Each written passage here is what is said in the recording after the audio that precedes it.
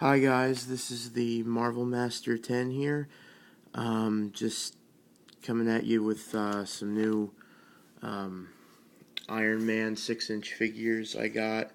I got them a while ago, but haven't really had a chance to review them. Just been doing a lot of stuff lately, starting to drive and all that crap. But yeah. So also some modifications on some old Iron Man 6-inch figures. But anyway, so I'll do the modifications. The Mark IV, 6-inch Iron Man Mark IV, which came out a while back, which I think everyone's seen by now.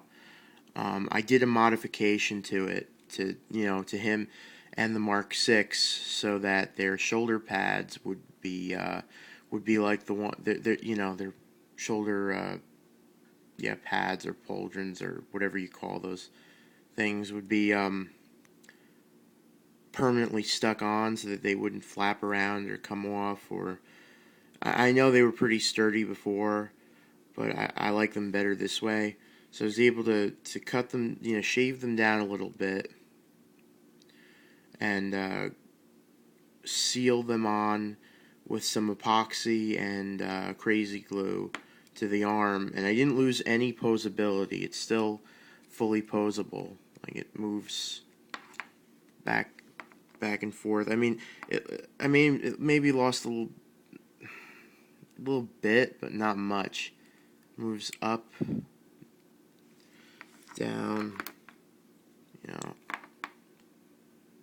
It's really, I think it's a really cool modification, so that you can get like that repulsor blast pose that everyone wants to get their Iron Man figures in, that you can't really do with the shoulder pads that they give you for, the way they attach them when they made them, the way Hasbro made them.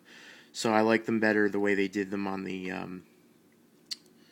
3-inch line. So I made a modification so that they would have that on the 6-inch figures too. I love it. I think this is the best. Way better with the modification now. I think it really adds to the dynamic of the figure. And the second thing is that I did a modification to is the Mark VI, the new Mark VI that came out with the non-exclusive line that came out everywhere, not the Walmart exclusive one. And yes, so you guys know there is a difference between the Walmart exclusive Mark VI and the new Mark VI with that they just came out with. And the differences are more paint here on the, like on the collarbone, I guess that area, and more posability. Like before, you could only go like back, and now you can go back and forth like you can with the Mark IV. And I did the same modification, and he can also do all that and get into those pretty cool dynamic poses now. So he's way better. If you do get the chance, don't think this guy is the same thing as the original Mark VI that they came out with. They improved him, not by much, but they did improve him a little. And in my personal opinion, it's worth picking up. And especially if you don't have the Walmart exclusive one that came out. This is definitely an easier to find and better by far alternative. And if you're able to pull this modification off, then definitely do it.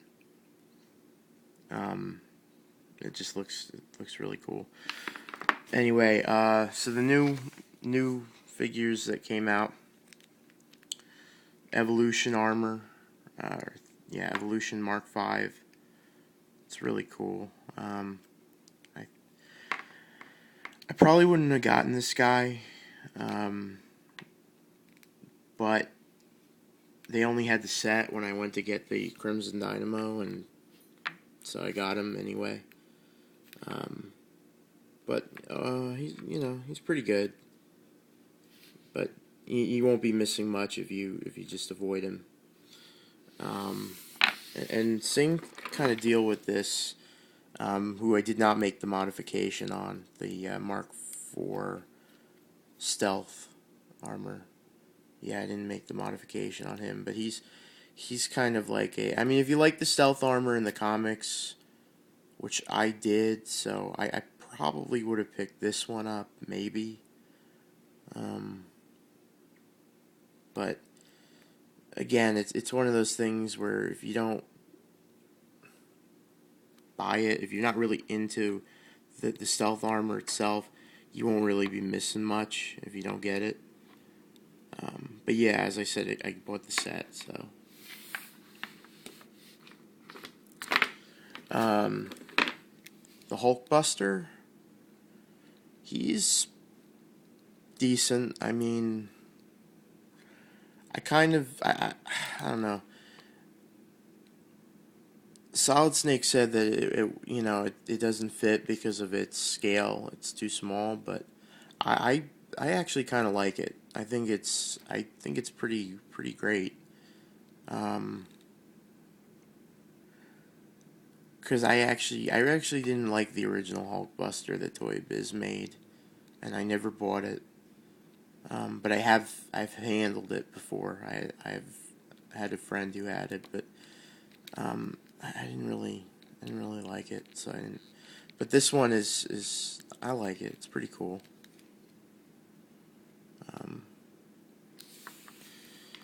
And then Titanium Man. Now this is really cool. This is really cool. And I actually had this like a year ago, same as Solid Snake, because I actually bought prototypes of this and Crimson Dynamo. I have the prototypes somewhere else, but no, in this guy, there's not really any difference between this and the prototype. In the Crimson Dynamo, I would say there's a few differences, but in this one, not really. But I like having the fully painted production figure, and definitely pick this Titanium Man up. This is a really good figure. And then the Crimson Dynamo. That is just freaking amazing. I always wanted a Crimson Dynamo. When I heard that Toy Biz was planning on coming out with one, and then they didn't, which really sucked so bad. I was so pissed. But, Hasbro made one, and I think they did a great job. Definitely pick this guy up. And he's different from the prototype. I mean, well, only one real noticeable difference, and that would probably be the sculpting on this, this chest armor here around him. That's different, a little bit. But yeah, it's definitely a good figure to get. And last but not least, the Initiative War Machine, which is